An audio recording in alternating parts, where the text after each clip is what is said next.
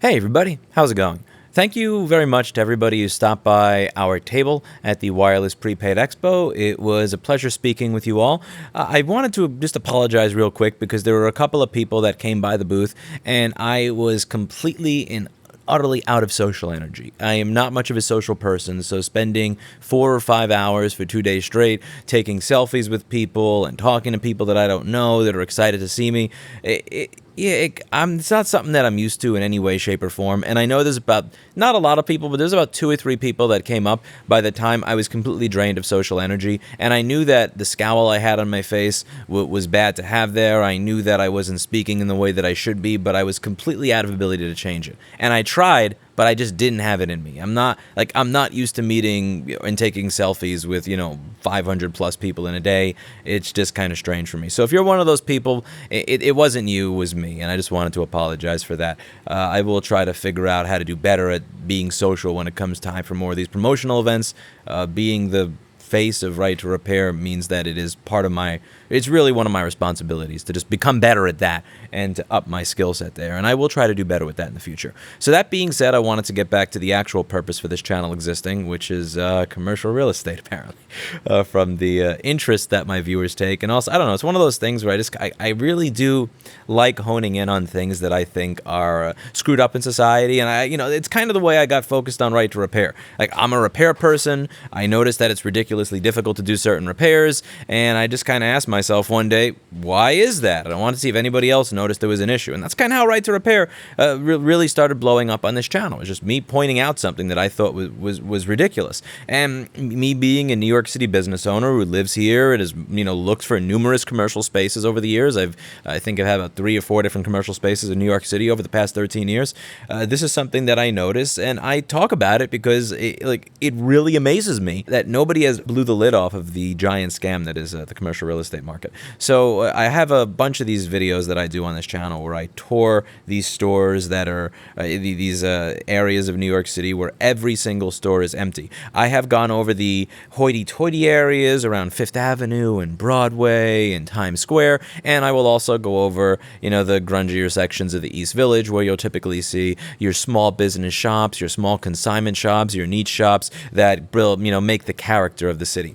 And regardless of whether you're in the hoity-toity area or whether you're in the small business, more niche area where you're going to find places like your 80s video game shops or your crate digging record shops, so many of them have this one thing in common, which is that they are empty. And I'm noticing that the news is finally starting to pick up on this trend. And as you could see, if you go through this playlist, you'd have nothing but building for lease, store for lease sign. And when you take a look in this Bloomberg article here, you see a similar picture. Building for lease, not store for lease. Building for lease. Don't even take the store. Just take the entire thing. We'll give you the entire building because nobody is here. And there's a few points in this article that I wanted to discuss with you. So it says on Madison, this is about Madison Avenue, which is really one of the more hoity-toity areas where you're not going to find Rossman Group on Madison Avenue. You're not going to find a crate digging record shop. You're going to find, Gucci or Louis Vuitton, that kind of thing.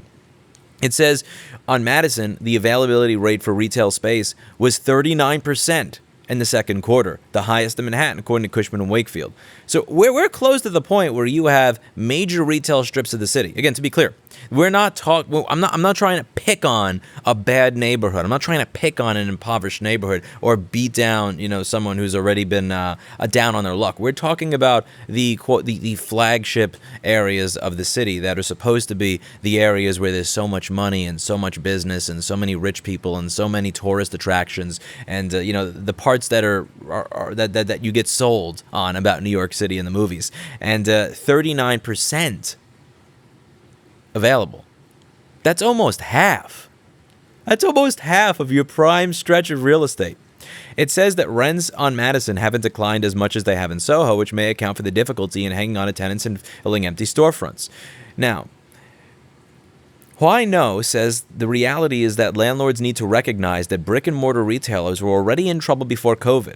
He's a retail analyst at Bloomberg Intelligence. Retailers are renegotiating the leases, but I think landlords need to be a little bit more realistic about what they can get. Now, he is an analyst at Bloomberg Intelligence. I know I'm going to get so much crap. I read Bloomberg. I enjoy reading my Bloomberg. And a lot of you are probably going to say, why would I believe a Bloomberg analyst? Well, take a look. Okay, so this is from CBRE from a couple of years back. This was in a CNBC article about Barney's going bankrupt because they could not afford the rent. Barney's couldn't afford the rent. And a lot of people at the time were saying, well, they had a really, really good deal compared to everybody else. Compared to what? So take a look at this. Now, these are the rents per square foot, not per month, per square foot per year. So this is what you're paying per square foot in your store per year. And as you can see, this ranges anywhere from $500 to $776. And if you're in the space closer to 59th Street, which is right about Billionaires Row, that's where you get to $1,000 to $1,500 a square foot or even more. And the past few years, you have rents in the area of around $600 to $1,100 per square foot. Now, for those of you who are wondering or want a comparison, what is because it's difficult for you to picture that, you can look at either one of my store tours. This store started around $69 a square foot and got up to about $95 before I left. This is my old store. I was paying somewhere in the $5,000s for it. This came out to about $95 a square foot.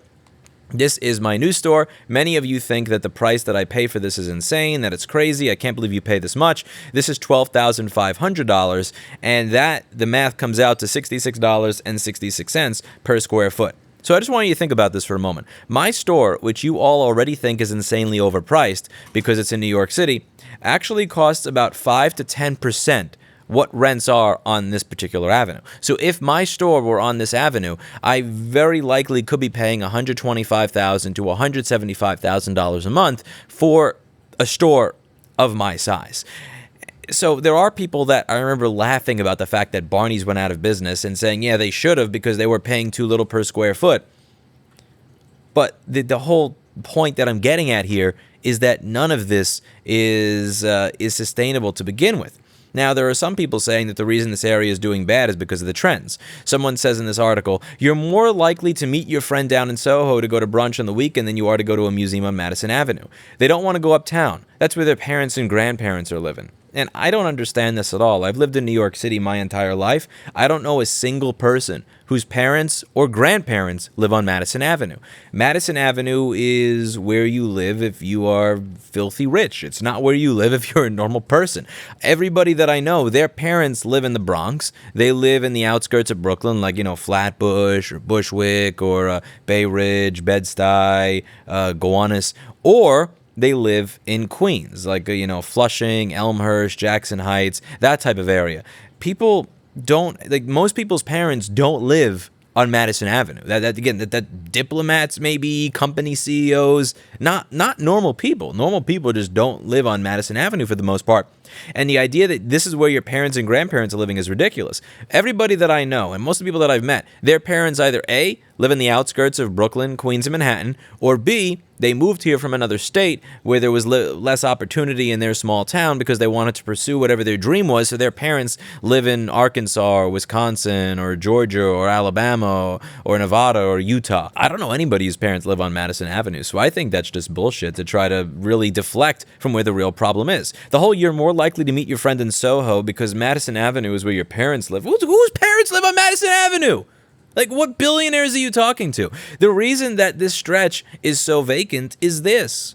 It's this. Why does nobody point to this? This is insane. These stores cost over 10 times what my store costs, and nobody even wants to rent stores when they cost what mine does. That's why.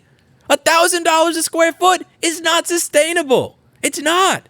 At all. And I find it insane that it takes this long for someone to finally say this. It takes years for a Bloomberg analyst, to come along and say that landlords need to be more realistic about what they can get. No shit.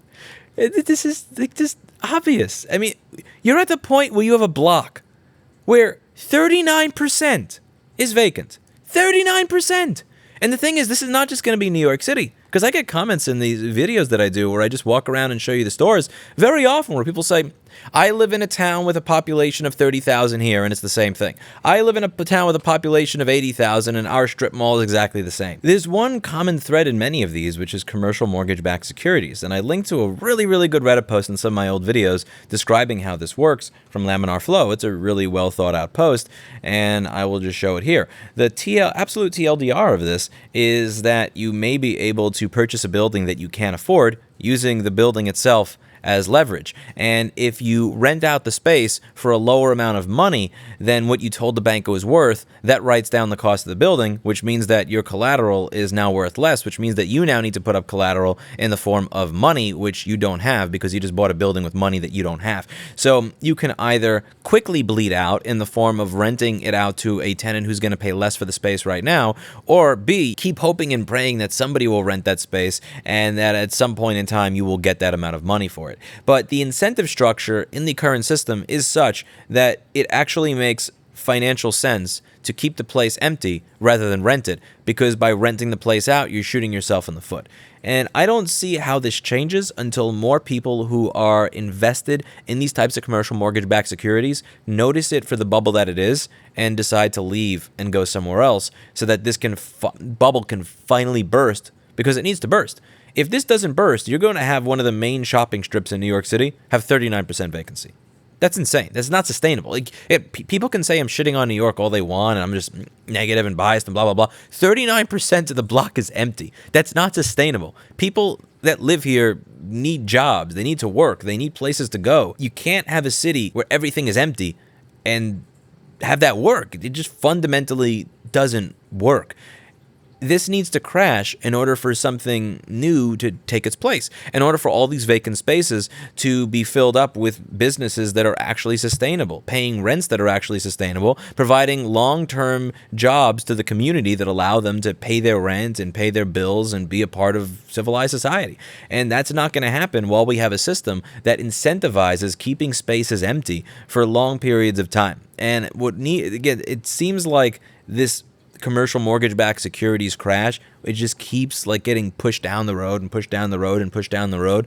And if that bubble doesn't pop during COVID, when you're forced to close your store, then I don't know when it's going to pop. And if it doesn't ever pop, then we're going to be stuck with more ghost towns and more ghost cities that have all these buildings and all these spaces that could be the turning point for an intellectual and cultural renaissance for these areas that just continue to decay, and it's just sad. It's a giant waste.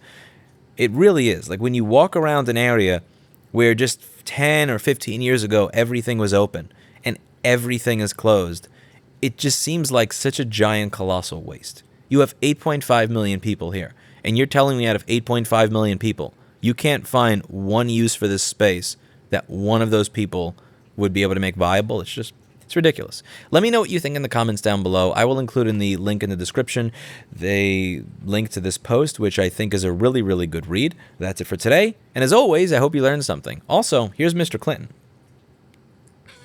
Mr. Clinton?